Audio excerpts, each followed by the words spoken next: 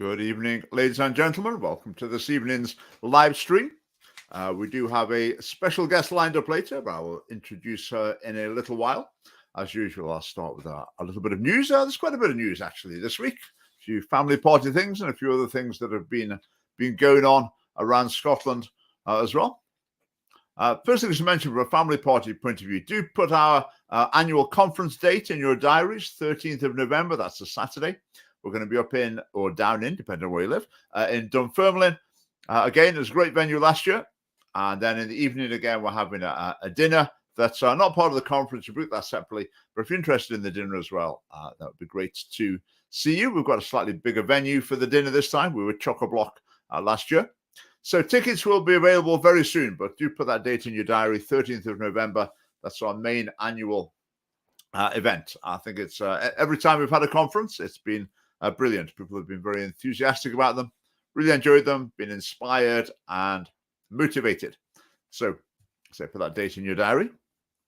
Glasgow Cabby's advert campaign about sex education and the sex surveys, that's been running in Glasgow and Edinburgh and a few places in between and beyond as well. So that's been great to see. There's a few more days left of that. I was involved in the planning of that. So we did a press release to all the usual media outlets about that. And you can guess how much coverage we got, can't you? I mean, can you guess? Yep, absolutely right. Zero. Absolutely zero. I mean, surely, like in a local paper in Glasgow, the Glasgow Cabbies raised £10,000 for an advertising campaign. Here is billboards. That not a news story in the local newspaper? Apparently not. Apparently not. Of course, it would have been if it was on some other topic. But it's funny, the media just seem allergic. They're allergic to the family party, but this wasn't the family party. This was Glasgow Cabby on the subject of sex education. They're allergic to the issue of sex education as well. It's bizarre. The sex survey, somehow that was okay. The mainstream media would report on that, bit of controversy about it. But as to the sex education, they will not touch it. They will not address it. On several occasions, journalists have written articles after having spoken to me. But then when it comes to the editor just says, no, I'm not going to actually put that in the newspaper. Anyway, so Glasgow Cabby's campaign is running, and that's great. It's really encouraging to see. You might have seen on our social media, I think it was on Sunday, I put it up on Facebook. I found out just recently that King George V was killed by his doctor. Did you know that? His doctor, I mean, he was ill, I think, of cancer. So he was coming towards the end of his life. But his doctor killed him of his own volition, not at the request of the king. The doctor just thought he'd decide for himself when he thought it was time for the king to go. So he killed him. This doctor got a reputation for doing that. Very surprised to hear that. I didn't know anything about that, but it just shows these people have been around for a long time, particularly in that case, a doctor who actually thinks it's his mission to kill people when he, in his infinite wisdom, feels that it's necessary. Right, what else have we got? We've got a new version of our sex education leaflet that's come out. It's pretty similar to the old one, but we've just made the style fit in more with our other publications. But bigger news on the publication front is the new edition of Corrupting Young Minds, which is our book analysing the government's sex education resources, LGBT inclusive education, sex survey, transgender guidance, the whole range of things. Now, you might have had the previous version of this. The cover was mainly white in that one, but this is significantly updated. There are quite a few extra sections in it. I will just go through a few to point them out to you. There's a section about pupils with special needs. You might remember I surreptitiously recorded a training session that was being conducted by Education Scotland by and for teachers of special needs children. And basically, the discussion got on to providing vibrating devices in order to help pupils with special needs climax when masturbating. That's what they were talking about. Okay, so that's covered in the new book. And the LGBT inclusive education, we've included the new resources. They find the area of the rainbow flag find the perimeter of the word pride, all this sort of thing. So we've included that. We've included a few more anecdotal things like the wear a skirt day at a school in Edinburgh. We've included some of the sort of obscene drag performers that have been into schools in Scotland. This one here, that's a photograph that I think it was by a pupil, actually. A pupil took up a notice board in a school, I think it was Renfrew High School, and that's the symbol for polyamorous relationships. Oh, going to blood. And that was on the notice board in the celebrate diversity, love is love. So that's 2 men and 1 woman. So they're celebrating that type of relationship as well at that school. I have a report about the obscene video on Jedburgh Grammar School's website. This gentleman here, again, sort of obscene sex education, so-called performer, employed by Edinburgh City Council. We've got Aileen McCaskill here. It's a few years ago now that she hit the headlines. She was dressing up as a dinosaur and delivering sort of transgender messages to very young children. This was her promotional image here with the dinosaur and a few books. This book was called Harmful to Minors. I thought, oh, that's interesting. I wonder what that book's about. So I looked it up on Amazon to see what it's about. And the subtitle was The Dangers of Insulating Children from Sex. Okay, the dangers of insulating children from sex. In other words, the harm you cause when you stop children being sexually active. Children, we're talking about. Anyway, so that was Aileen McCaskill, another government-funded performer in Scotland. It's got information about the school sex survey, a few excerpts from that, an analysis of it. The transgender guidance that was in the previous one was still a very important topic. So you get the idea. It's 57 pages. If you want to get a copy of this, then you can order one by email from Neil. Now, I tried to post that. That's in as a YouTube comment, I think. But if you're on other platforms, you can email Neil deepnarain@scottishfamily.org and you can arrange delivery. They're £5 each, or let me get this right, 5 for £15, plus a bit for postage and packing. Right, Neil, Niel. I'll leave that there because it's an unusual name. I'll give you a chance to write that down. Obviously, we would be delighted if you bought 15 copies to give some away. That would be, five copies for £15. Did I get that right before? 5 copies for £15. So we'd be delighted if you buy multiple copies in order to distribute to people who would be interested. And I think there's probably not many people who wouldn't be interested in having a look at that and just seeing what is going on. And another vital function of this book is for those people who say, when we talk about sex education, it's quite common for people to come back and say, I don't believe you. You're making it up. That would never happen. That doesn't happen at my school. No, that's not real. And if you can give them that book, then that's very effective because it's fully referenced to the online resources. Right, so what else have I got on my list? Yeah, I do fire comments in. It's nice to see somebody here. Hello, Bruce. Hello, John. Fraser. Right. Right, Bruce. Another piece of real trivia. Are you familiar with Elizabeth's first cousins who were mentally disabled, totally abandoned by the family? The deaths were faked. One of them only. Now, I'm familiar with some of that story. I know there was a boy, wasn't there, who had some sort of handicap, and he lived in a separate house from the family, I think on the Windsor estate. And the other cousin, that was a lady, wasn't it? I'm not so familiar with that story. Yeah. Interesting. Very interesting. But a few other things that just made me think in the news. Now, I don't know if you've heard, the Conservatives in Scotland are proposing a domestic abuse register. So what that would mean is when someone was assumed convicted, assume you wouldn't go on this list with anything short of a conviction. So if someone's been convicted for domestic abuse, then they'll be on the register. So basically, roughly speaking, in general, the idea is that when a girl meets a new fella, she can go and look him up on the database to check he's okay. Check with the government that he's going to be a good boyfriend or husband or whatever. Right, what do I think of that idea? Well, first of all, if it's about people who have been convicted then that's maybe, well, it's not as bad. If it's going to be anything less than conviction, someone who has faced charges or been complained about or whatever, then that's a different thing altogether. But if someone's been convicted, well, that's maybe slightly different. But my slight concern there would be the potentially vindictive, for example, a girlfriend who decides that she's going to teach him a lesson by making some complaint, which is already a big enough danger for people in a relationship. But then for that also to result in that person is to be unable to form a new relationship in the future, I've got my reservations about it. I can see what they're trying to do, but I would worry about the government trying to take a role in people selecting their partners.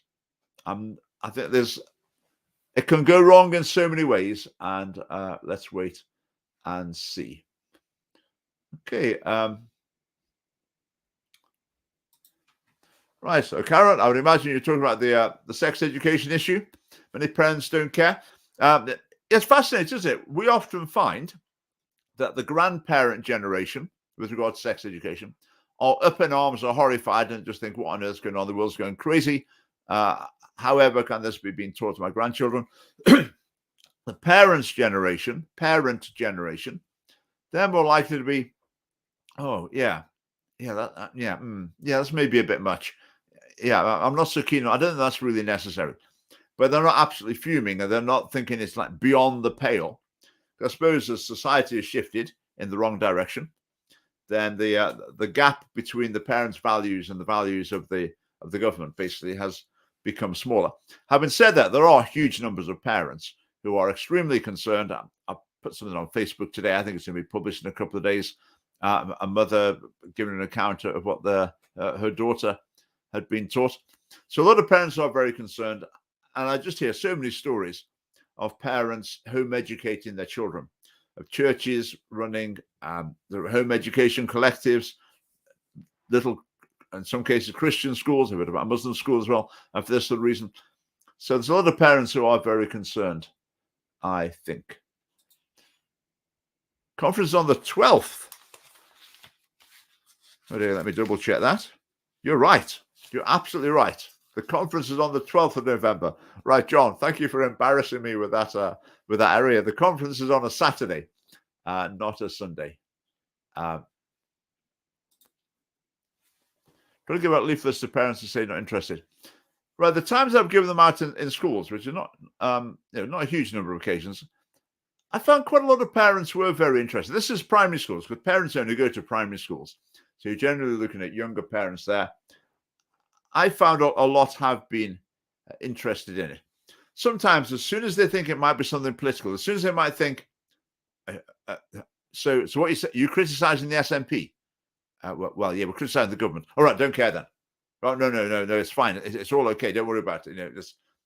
So sometimes once you trigger people's political reflexes, if you like, they can suddenly say, oh, no, I'm not interested if it's criticizing the SNP.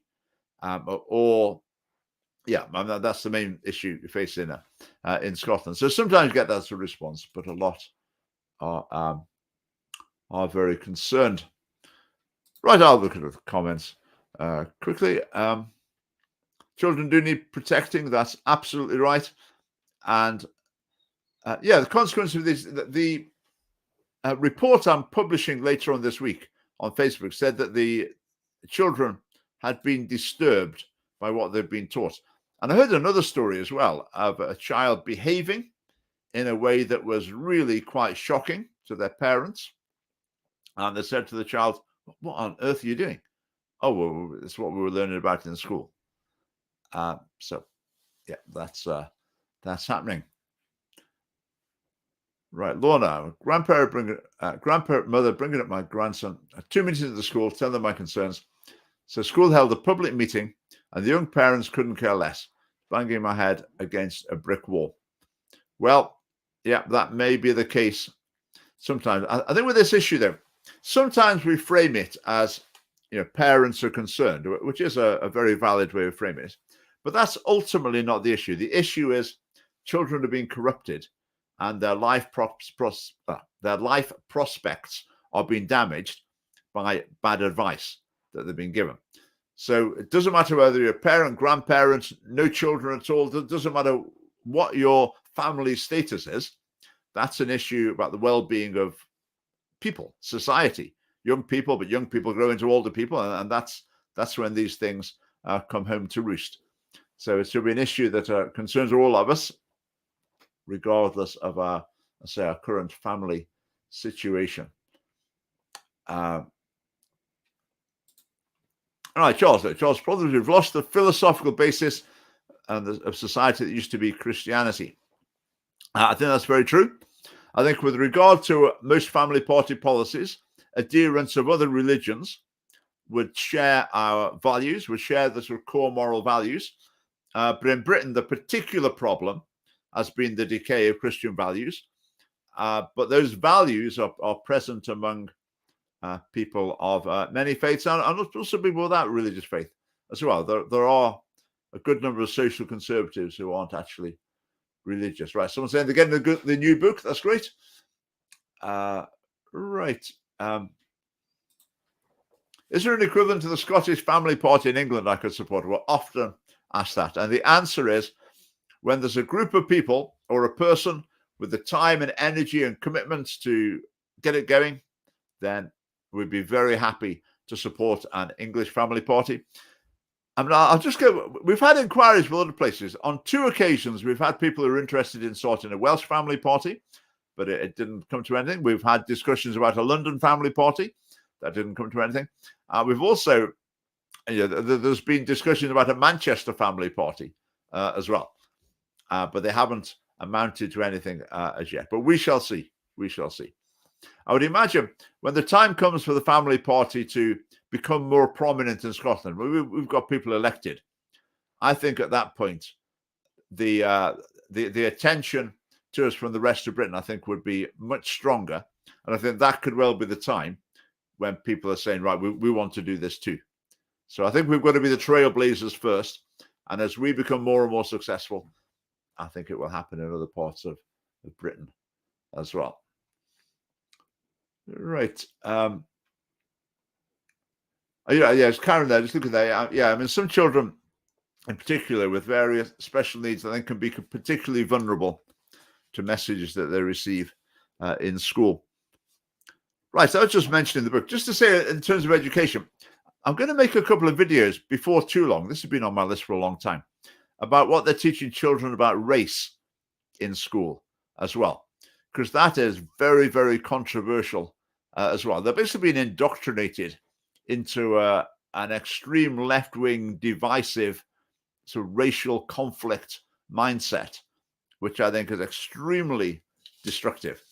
But I'll talk about that in some videos before too long. Right, talk about the abuse register. Just something I came across the other day you might be interested. There's a new scheme being introduced on social media called Better Ads. And I think basically all the main platforms, Facebook, Google, etc., so YouTube, Twitter, they're all involved in this. So the Better Ads scheme is supposed to be a way of ensuring that the quality of adverts is higher. So you don't have low quality adverts, adverts that annoy people or whatever. Now, you can see where I'm going with this already, can't you? I mean, how is this going to play out, this Better Ads thing? So they're going to become more restrictive about the types of advertising allowed. Now, already for the family party, to get an advert running on Facebook or YouTube, you've got to be extremely careful. Basically, you can't include a lot of words that we would normally use in the course of our presentations. If you look at all of our policies, I mean, most of them would involve words that YouTube would say, or Facebook would say, you can't put that in an advert. You're not allowed to do that. So with this new Better Ads scheme, I think it's going to become even more difficult to advertise on social media. So watch this space. In the past, we've done a little bit of social media advertising. We've done quite a bit at election times, but I think that's going to become more difficult. I mean, generally, with the sort of values the Scottish Family Party has got, whichever organisation or institution you interact with, you expect there to be barriers and hostility. But I think in terms of online advertising, things are about to get a bit more hostile. Right, a couple of things before I introduce our special guest. I mean, John Mason, the SNP MSP, has been in the news. Again, this time he spoke out against the proposed buffer zone legislation, or safety zones, as they're now ridiculously calling them. They would prevent prayer vigils outside abortion clinics. So he said he didn't think they were necessary, and he's been formally disciplined by the SNP. He's been given a written warning for saying that. I made a video about it today. Do watch it. I think you find it very interesting. I think it's important as well. My main point in the video is that lots of people are responding to John Mason's situation by saying, this is really terrible of the SNP. You know, John's got a right to freedom of speech. He should be allowed to say that. Whereas I've been saying, as far as I'm aware, I'm the only person who's been saying, well, actually, no, I don't agree.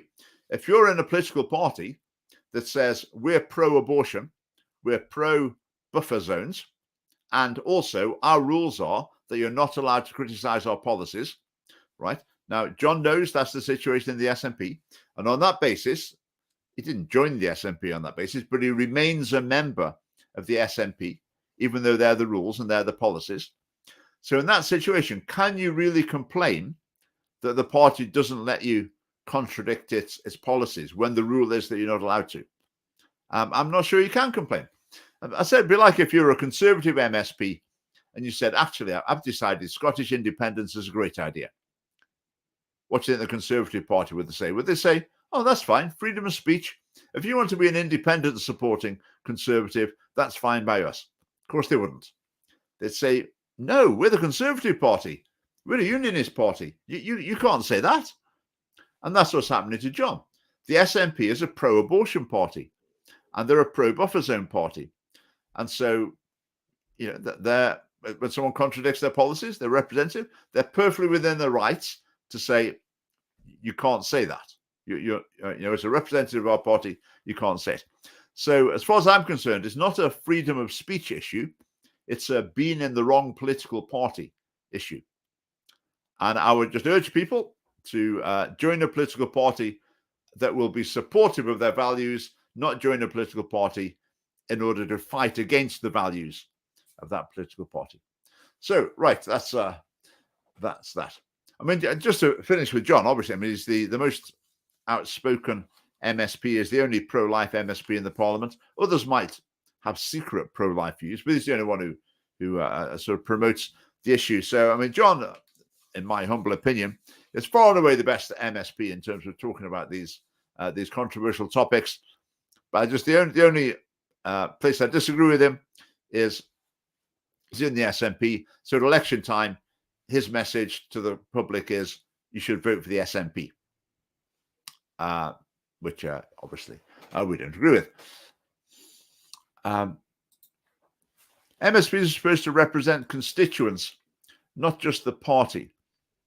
That's a tricky one. The SNP's rule, though, is you're not allowed to criticize their policies. You're not allowed to do that. That's, I think, even as a member of the SNP, you sign that you're not going to criticize their policies publicly. But yeah, I mean, an elected representative will try to represent the views of local people. They will try to do that, partly because they want to get elected again. They want to maintain popularity up to some point. But ultimately, they've been elected because they represent a party. And the people who are voting for that MSP are voting for them because of the policies of that party. So if the MSP or MP doesn't act in a way in accord with the policies of the party, it's quite reasonable for the electorate to say, well, hang on, I voted for you because you're SNP. Now look what you're doing. So it's a complicated issue. It's not absolutely black and white. That's an interesting point you've made there. Right, I think we've got time just for one more thing very quickly, then I'll bring on our special guest.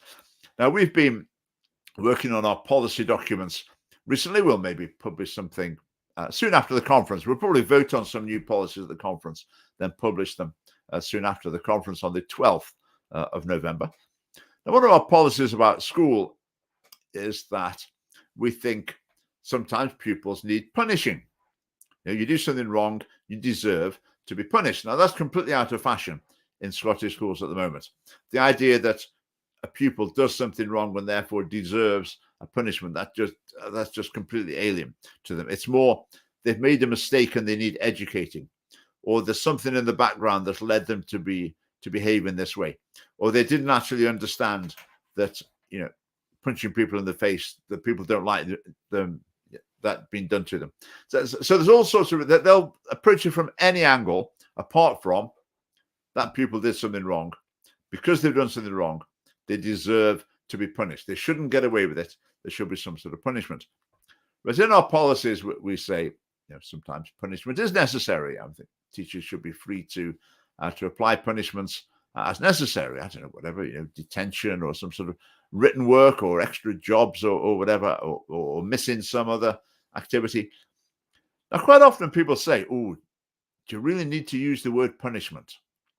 So, what do you think? Tell me in the comments. Do you think that the word punishment is so tainted that it gives the wrong impression? I've normally replied by saying, "But that is exactly what it is. It is. That's what punishment means." So I don't see how it can really avoid the word. Some people say, "Oh, can you not use discipline?" Well, that doesn't quite mean the same thing. Or consequences. I think consequences is just a way of trying to say punishment just by a different word. But is the word punishment really so toxic that it's difficult to use? What other words could we use apart from punishment? That's my point as well. Any other word that you use, it doesn't actually convey the same meaning as it. So I would say if we're going to make progress with this issue, we need to make it by being open about what we're proposing. And what we're proposing is the concept of punishment being restored to Scottish education. You got the bell. Did you mean this? No. That's interesting. A lot of people assume that when you talk about punishment in school, they assume that you're talking about corporal punishment, almost said capital punishment, corporal punishment, physical punishment, which we're not. But it's interesting the number of people that assume that you are. So maybe that's one of the reasons why people say to not use the word. Now, the thing with discipline can encompass a lot of other things apart from punishment, can't it? I think so. It's a broader term. And I'd say the same with correction. If someone doesn't know, you can give them a bit of advice. That could be classed as correction, couldn't it? So correction's a broader concept than punishment. What punishments? Well, the ones that are still hanging on just about in schools now, which could be, detention, given some written work, kept in at a break time or lunchtime, or given some jobs to do, or prevented from taking part in something that they would have enjoyed. Those sort of things. So not physical punishment. I mean, the school I used to work in used to have a Saturday night detention, 7 till 9 on a Saturday night. How about that then? That was a boarding school. I'm not sure if they do that anymore. So they're the sort of things I mean by punishments. Right, so okay. Yeah, that's the idea of punishment, is it's a negative consequence. But nowadays in Scottish education, the reasoning tends to go, "Oh, but they don't like it." We did a questionnaire. They say they don't like being punished. So obviously that mustn't be the right thing to do. The people say they'd much prefer not to be punished. That makes them happier. I mean, has anyone who's done something wrong in the history of schools ever said, "Yes, I think I should be punished"? Yeah, definitely. It indeed does need to be unpleasant. But that just goes against the grain of all educational thinking in Scotland. The thinking is you've just got to keep pupils perpetually happy. Because if they're not happy, then that's doing some long-term damage to them. That's a crisis. That's a problem that needs to be solved in the shortest possible time. So the idea of doing something that is deliberately going to make them unhappy in the short term is just absolutely taboo. They're horrified by that idea. Right. Time has marched on more than I intended it to there. Thanks for the comments there. But now it's time to introduce our guest, who will be familiar to many of you who are regular viewers, because this evening we have Lisa Nolland with us again, Hey, the hello. Marriage, Sexuality and Culture Forum. So, Lisa, great to have you with us again. Thank you. Wonderful being with you. Good. So, do you want to give us an update with your organization? I know you had a conference or two over the summer, didn't you? Or Yes, indeed. Yes. We had our biggest conference ever. Lots of speakers, many activists on the front line. We heard from our brave Welsh mums who are pushing back in terms of the craziness in Wales. And I believe you mentioned the most recent Conservative Woman article about a little 3-year-old who returned home from school and started to self stimulate or masturbate. And when his parents, appalled parents, said, "What's going on here?" And he said his teacher had told him about this. So this is in the Conservative Woman, and that just came out today or yesterday. yeah, So this show and tell, go and do, that is what we have been warning would be happening. It is happening. And Richard, if I may, I think many parents, you're just so right. Many younger parents don't seem to understand. And one of the reasons why is I think we need to make a better case for how damaging this is. This is toxic for healthy child development and in so many different ways. So thank God for what you guys are doing. Great job. Um, but yes, so back to our conference, lots of different ways in.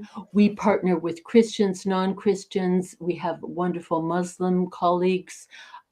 We work with any who also are appalled at what they are seeing happening and want to push back, not wringing their hands. Oh dear, oh dear. It's like, no, stop. What are you going to do about it? So that we love your work. In fact, one of our most successful pushbacks is to show people your little A4 or A5 pamphlet and say, do you know this is what is going on in many schools? And for so many people, because they still trust the system. And that's one of the main things we are up against is this, oh, well, this lovely teacher, she would never do anything, or this school is a Christian school, or whatever. But it's like people who would want to know or would be appalled don't know the latest. So your pamphlet showing them and saying, this is what's going on. Is this okay by you? That is a very effective way to breach this barrier that we cannot seem to get through. So yeah. thank you so much for that. No, I'm glad it's been useful. Just going back to that story about the 3-year-old, Yeah. I'm just amazed. I mean, for the World Health Organization, Oh, yeah. through charities like children's charities in Scotland, if you look at what they believe, look at the different ages, Yeah. they talk about 1 to 3-year-olds as Yeah. being sexual. Yeah. Yeah. That they engage in like sexually stimulating Yeah. themselves, Yeah. ages 1 to 3. Yes. And this is the foundation Yes. of the philosophy of these organizations and these education policies. I just cannot imagine how they've managed to normalize that view.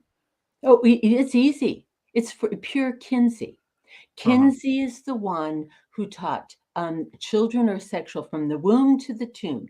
All adults, adults, children, tiny ones in the uterus, preborn. Yes, we're all sexual, and he got that from his quote unquote research. So the person who does a ton of wonderful stuff here is Miriam Grossman. Grossman, MD, Dr. Miriam Grossman, Judith Reisman, Reisman. She also has done a ton of excellent work. But basically, it's based on Kinseyan research that has never been replicated. Never. Because he used pedophiles to sexually stimulate supposedly to orgasm, supposedly, for all these children who were 5 months old, 8 months old, et cetera, up to about 13 years of age. He had hundreds of children who were masturbated, as it were, to prove that children are sexual from birth. Yeah. But Yeah. that is completely false. And so one, it's unethical research. Two, it's never been replicated. Three, the concept of what was an orgasmic response was the children are screaming, fighting to get away from the partner, convulsing. They're being totally abused. One little boy of 4 was abused over a period of 24 hours, and according to his pedophile research abuser, had 26, I believe it was 26 orgasms, as it were, over nonstop, a full day of this. It beggars belief, but that is the cornerstone. Children are sexual beings, and that's where the World Health Organization gets it. It's from Kinsey's quote unquote research. Yeah. And we tell people about Dr. Colin Morrison, the gentleman who wants to break down the barrier between childhood and sexuality. So the government put him in charge of sex education resources. Yeah. We tell people, again, people are incredulous. Did he really say that? But what he said is absolutely in accord with the mainstream international thinking on the topic. Right, that's a very interesting topic. I had something slightly different in mind for us to talk about. We thought we'd leave the sexuality bit, but just talk about the marriage and culture bit a little bit. Sure. Because I'm sure you followed recently that the Children's Commissioner in England was emphasising the importance of family stability, family background to children, and there's generally a stream of that sort of information. There's some arguments coming through in England, not in Scotland. That's just completely absent in Scotland. But in England, there are organisations that put forward this information saying that stable family life is very important for children. And they try and estimate the cost of family breakdown and this sort of thing. But when these things are put forward, generally, it stops at the stage where they say family life is really important. Maybe even stable family life is really important.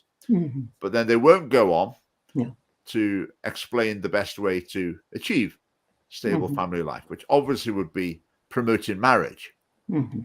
So to my mind, it's a bit like saying, there's a lot of lung cancer, lots of lung cancer. Yes, it's very, very tragic. What can we do about it? And maybe we could suggest people stop. Oh, no, we can't say that. We can't deal with the actual heart of the matter. So my question is, I thought we could start off discussing this. I mean, why is that? Why I've got a whole class of leaders, if you like, who are just completely allergic from considering the obvious solution to family breakdown. Well, several things come to mind. But let's see, maybe I will start with this concept of non-judgmentalism. We cannot judge because that will make people feel bad. And many leaders, they may have checkered histories, like, oh dear, my affair, oh dear, my abortion, oh dear, my divorce, or 2 or 3, whatever. So therefore, I cannot speak on these matters because I realize I'm a failure here. So how to move beyond that, I think, is the statement, look, most adults, because of the wretched success of the pansexual revolution, Kinsey, is funny. He died thinking he was a failure. If only. No, he was wildly successful. And most adults now, they have carried scars from what's gone on. But to me, one positive way forward is to say, look, we'd want the best. Now, many of us have issues. Many of us have troubled pasts, have failures, moral failures, whatever. That's fine. I mean, that's That's just, we have to deal with it. But in terms of our youngsters, what we most need, they need to know marriage is best. It works. It's, in fact, this wonderful woman, I don't know if you've seen her, this Louise Perry, The Case Against the Sexual Revolution. She just came out, wonderful stuff. She's a feminist. She's saying marriage is good for women, for children, for men. Marriage is good. And I think she wrote up something in the mail, and it was very positive, actually. So in many ways, I think one can move beyond it by saying this is not about judgment. This is about, particularly for our youngsters, what will help them do best in life. So my group doesn't particularly use Christian arguments, particularly with secular audiences, but this is shown to be the best by far for children, for women, for men, for communities. Stable, closed marriage, i.e., none of this open stuff.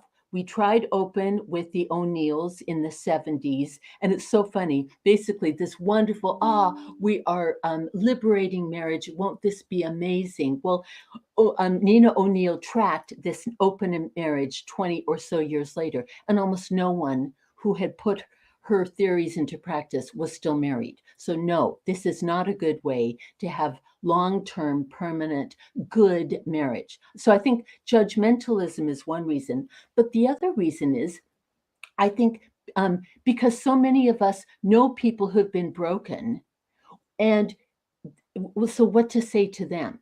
And again, so my point is, no, you don't talk about adults. Like, adults can make their own decisions, but particularly for young people, they need to know what is best in terms of making wise decisions for their future. And also, it's never too late. I mean, we're Christians, many other folk of other religions or none, they want the best for everyone. And this is the best. You know, you can start, you can decide to turn off the this and to concentrate on a troubled marriage and make it work, and lots of help out there. But I think that's one of the main problems, is a judgment, a fear of sounding unloving, unkind, quote, judgmental. Yeah.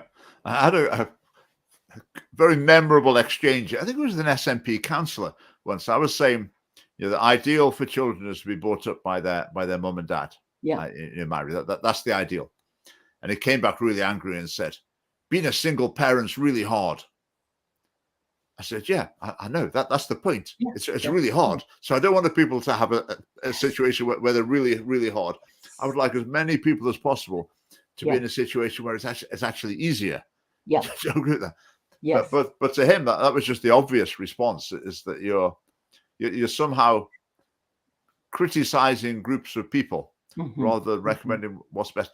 But in other areas, that just doesn't enter into the thinking. If they're giving health advice, or looking after your house advice, or any other area, it seems to be open season. We get more than advice than we want from the government about anything and everything. Yes. And they're trying to steer us in every direction possible. Yes. When it comes to this one, they run a mile. But research has shown, hasn't it, that even, for example, single parents, when they're asked about their experience, a substantial majority say, this isn't ideal. No. I'm doing my best. Might be going well, might be going not so well, but it's not ideal. If you're starting with a blank sheet of paper, creating the ideal future for yourself, it probably wouldn't include single parenthood. And so if it's basically helping people to avoid something that's generally seen as difficult, but somehow or other it gets twisted back.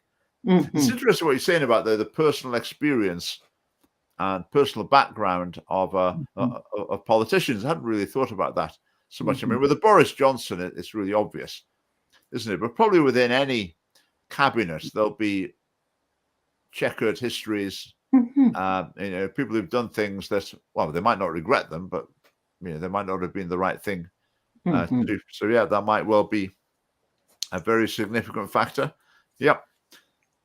I mean, do you think there are signs of hope on that front? I mean, do you see any areas, any discussions where marriage does come into it? Oh yeah, very much so. Okay, so I think one of the best organizations that really tracks heterosexual marriage, and that's the one I'm talking about, is C4M with Dr. Tony Wasinski. He's excellent. And he brings a lot of really good guests on who talk about the latest research, how and why it's a gold standard, how it will always be a gold standard. So Tony has done a lot. In fact, he is where I got the book, the feminist book on Louise Perry's book. I found out about that. But yes, I do think that there is some good pushback. Perhaps the other issue, you're talking about why is it so hard to talk about this and whatever. I think just like in the pro-life movement, some of the most powerful narrative exposing the abortion mythology is from women who say, "Let me tell you how liberating my abortion was."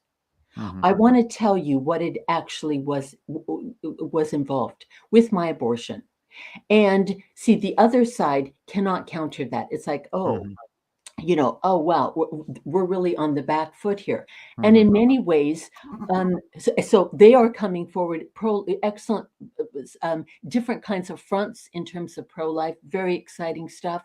But I think in terms of this marriage, there is a slight comeback and pushback.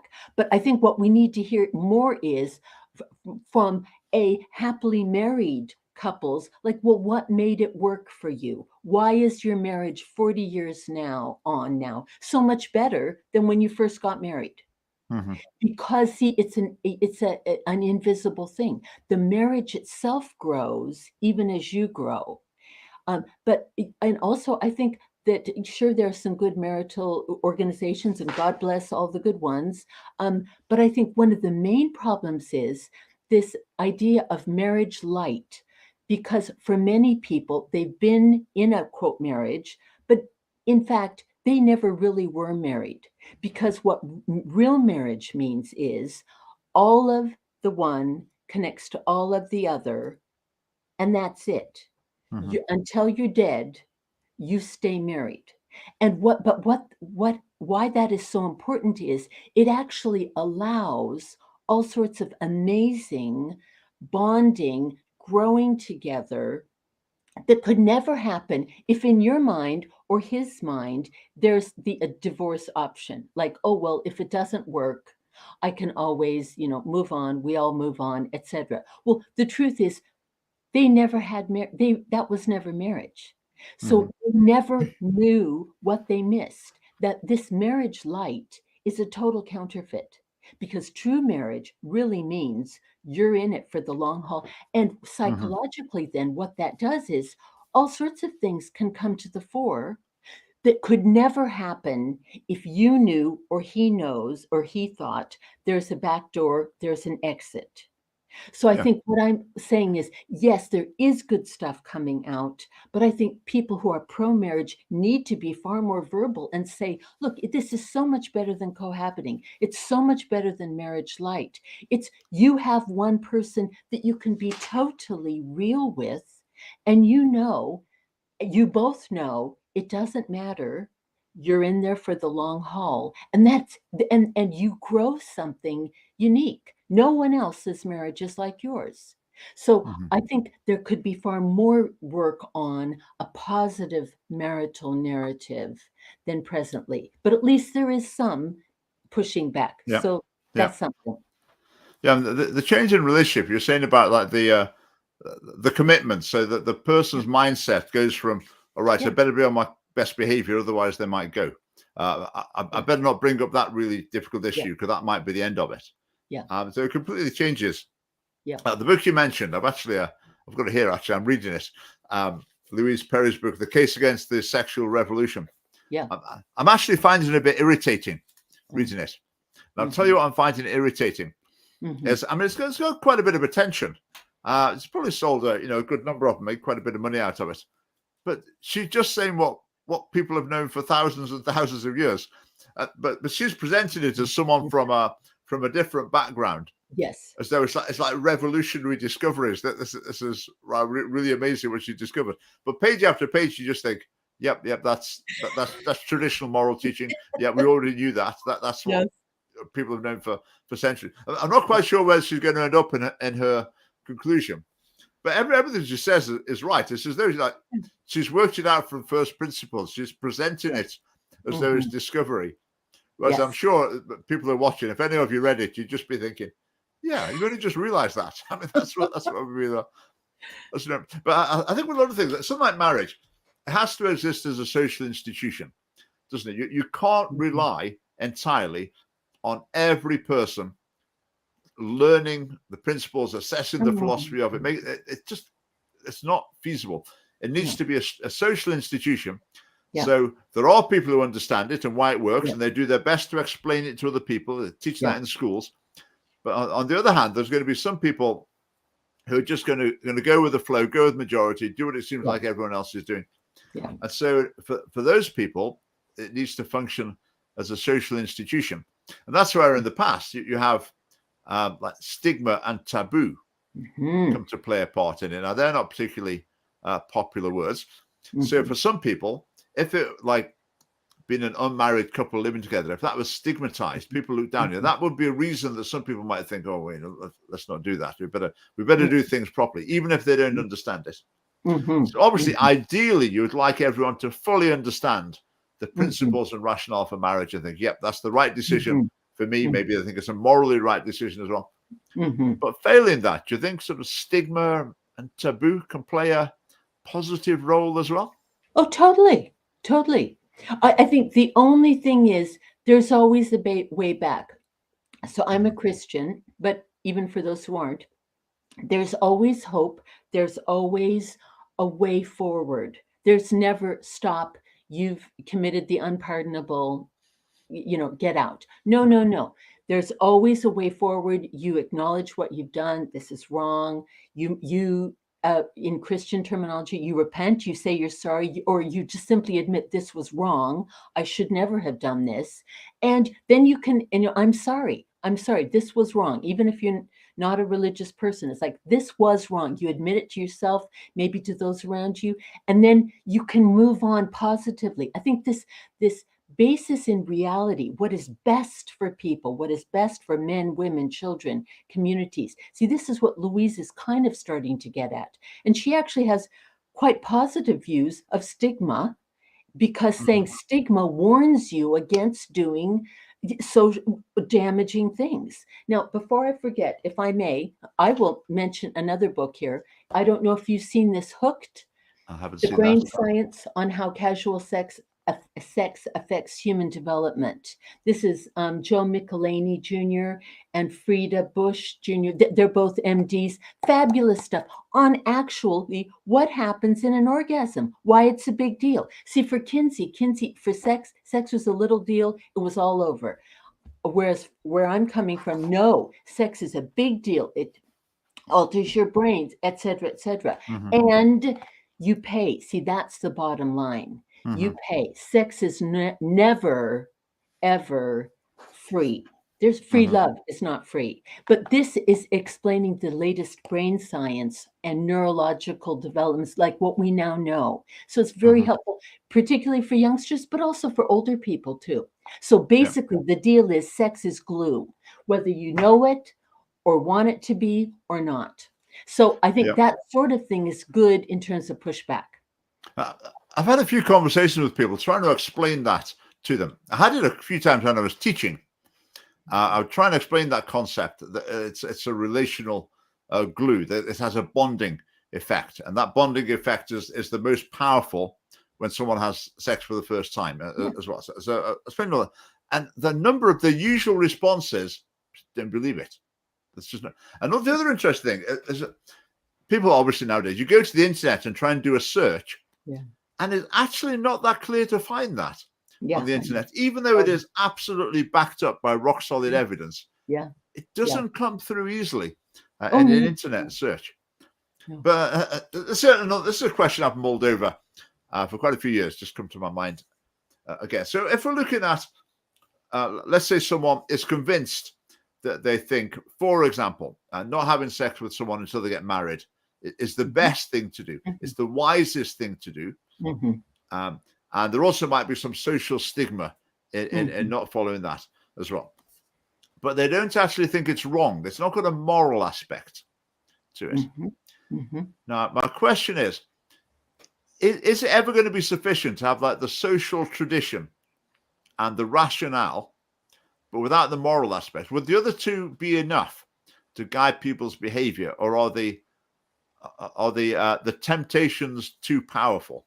Does it need to be seen as a moral issue if people are actually going to live their lives in the way that's going to turn out, in general, best for them? Superb question. I think it partly depends on the individual, because some will gravitate toward healthier behaviors, regardless of any morality, right, wrong, sin, good, bad, whatever. It's just, this is stupid. This will damage me. Just like smoking. Like the smart kids don't smoke, not because of moral reasons, but because they know how it damages them in terms of their lungs. So I think for some, or same with adults, I don't know.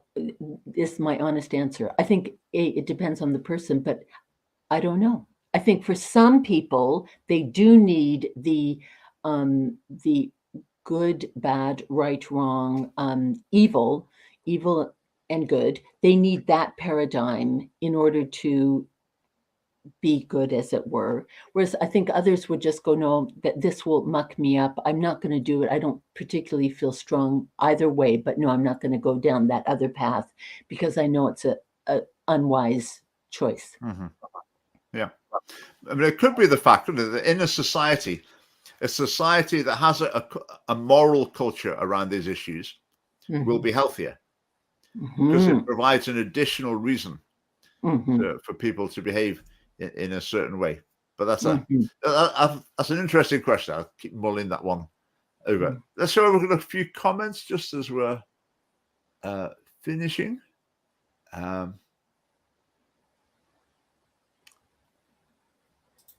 That's a good point, Charles. I mean, generally in the modern day, the idea of stigma is right. This is a bad thing. And yes, the people who would say, oh, no, we mustn't stigmatize anyone, they're very keen to be stigmatizing people. Yeah. So, right. Good point. Good point. Right. Andy Stanley, I've heard him a few times. I've listened to him speaking. Covers lovers. Right. Okay. Gonna have a look at that. Too often, without love, then sex, or the person involved simply becomes a commodity, like wanting a TV. Yes. Yeah. Because sex should be individuated. It should be a desire for a particular person. It should be exclusive. It should be committed, and it should be mutual. So if there's not the love there, that would break the rule that it should be sort of individuated. It should be combined as part of a desire for a particular person. It's not, I wanted to have sex and Samantha happened to be there. It should be tied up with a desire for a certain person. Not sure the logical approach will make people more. No, I absolutely agree. Yeah, I think they're completely different. So if someone explains to me that a certain type of food is bad for me, that might change my behavior, but they probably wouldn't be able to convince me that it actually would be morally wrong to be eating that food. It might do in extremis, but so it could be a different thing. But surely if it's something that's of real importance to individuals and to society, the more reasons people have got to act in the way that's going to be in their own interests in the longer term, the more reasons there are, the better in general, let's say. Right, has time flown or what? That's 10 o'clock. I think we've been through the comments. Yeah, so thanks very much for your comments. Interesting as ever. Now, I'll finish by just remind you again of the conference on the correct date, which is the 12th of November, Saturday the 12th of November. Tickets will be available very soon. If you want to get a copy of the book, then email neildeepnarain@scottishfamily.org, which you can see in the comments. And thanks for watching, and we'll see you next week. Thanks very much, Lisa. Thank you. I've enjoyed chatting as ever. You must come back in a few months' time. there's lots of other areas we could talk about as well. Thank you. Right. Good night. Night.